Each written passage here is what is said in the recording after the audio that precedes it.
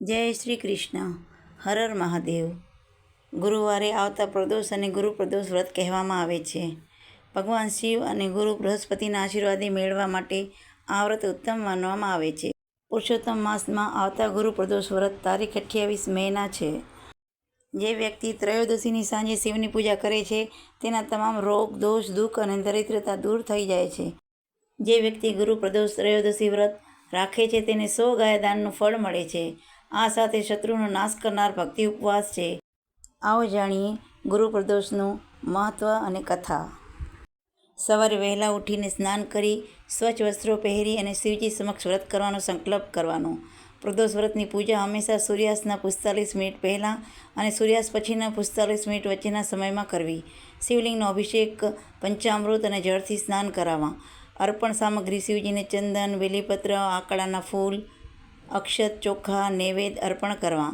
કથા અને આરતી કરવી. ગુરુ પ્રદોષની કથા સાંભળવી અથવા વાંચવી. ત્યારબાદ કપૂરની આરતી મહાદેવની કરવી.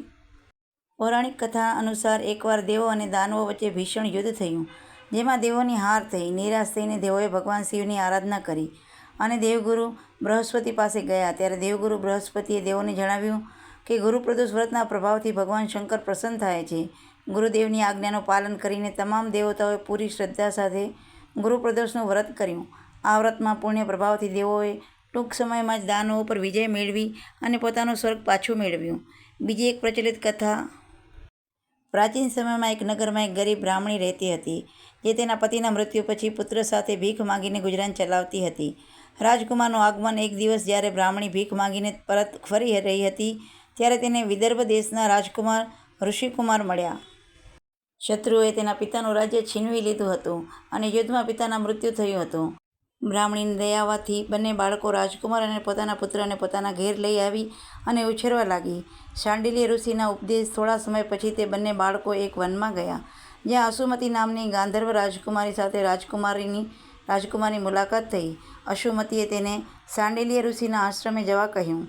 ઋષિએ તે બાળકોને ભગવાન શિવના ગુરુ પ્રદોષ વિશે જણાવ્યું અને વ્રત કરવાની વિધિ શીખવી.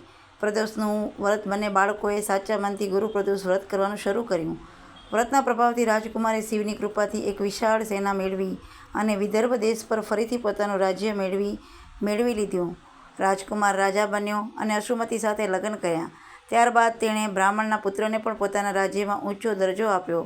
વ્રતનો મહિમા. ગુરુ પ્રદોષ વ્રત કરવાથી શત્રુઓ પર વિજય, સૌભાગ્ય, સુખ, સમૃદ્ધિ પ્રાપ્તિ થાય છે. હર હર મહાદેવ. જય શ્રી કૃષ્ણ.